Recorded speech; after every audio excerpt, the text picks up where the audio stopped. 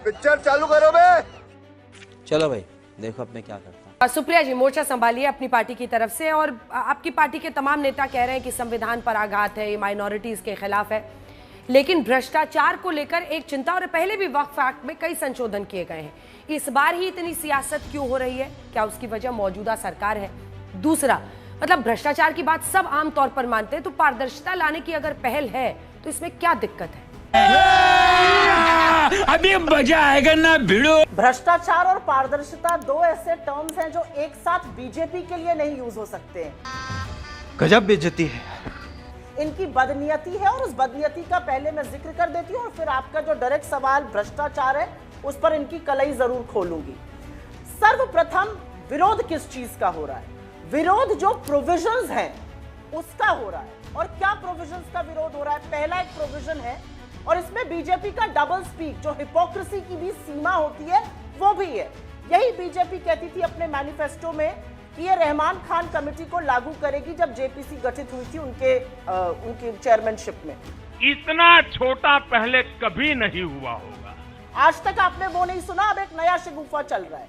मैं सर्वप्रथम पहला पॉइंट मेरा, इन्होंने कहा जो 5 साल तक प्रैक्टिसिंग मुस्लिम होगा वही अपनी प्रॉपर्टी डोनेट कर सकेगा, वही वक्फ को दे सकेगा। ये कैसे सर्टिफिकेट देंगे? अब ये सीसीटीवी कैमरा लगाएंगे मुसलमानों के घर में कि कौन कितने टाइम की नमाज पढ़ रहा है। भाई चाहे हिंदू हो, मुस्लिम हो, सिख हो, ईसाई हो, दुनिया में कोई भी कहीं भी दान कर सकता है। जनता को आप मूर्ख समझना बंद कर दीजिए। दूसरी बात, आजकल ये सच्चर कमेटी को बार बार कोट करते हैं। इसी सच्चर कमेटी को ये कम्युनल और डिविजिव बताते थे।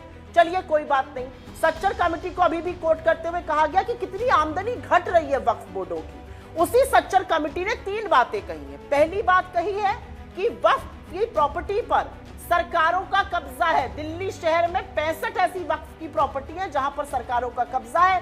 350-355 टोटल ऐसी प्रॉपर्टी है। उस एनक्रोचमेंट को हटाने के लिए कुछ नहीं कहा जाएगा। गजब टूबीबाज आदमी। सच्चर कमेटी ने कहा 500 करोड़ का एक रिवॉल्विंग फंड बनाइए वक्फ डेवलपमेंट बोर्ड के कॉर्पस के नाम से। उसके बारे में कुछ नहीं किया गया।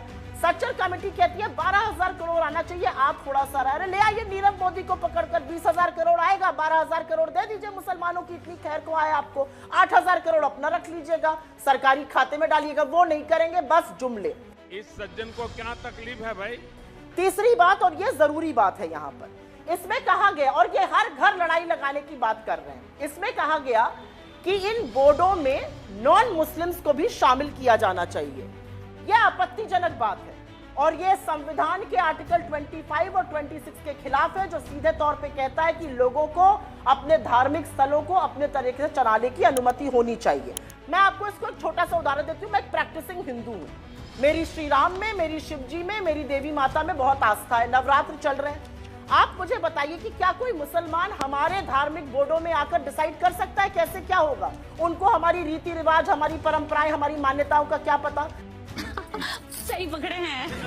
जो गुरुद्वारा प्रबंधक कमेटी है, पार्लियामेंट के एक्ट से चल रही है, उसमें कोई क्रिश्चियन जाके बता सकता है? तो मुसलमानों के खिलाफ ही क्यों उसमें हिंदू बैठेंगे? अभी थोड़े दिनों पहले, और ये डॉक्यूमेंटेड एविडेंस है, थोड़े दिनों पहले श्री राम जन्मभूमि ट्रस्ट का 15 लोगों का डिसाइड हुआ, उसमें कौन कौन होगा।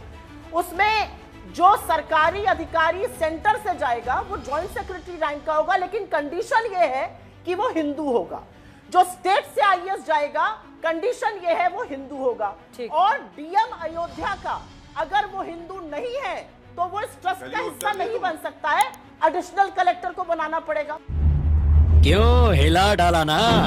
शाबाश बेटा, बहुत बढ़िया। इस वीडियो के सामने आने के बाद सवाल तो बनता ही है, अगर हम करें तो करें क्या, बोले तो बोले क्या? वाह मोदी जी वाह वाह।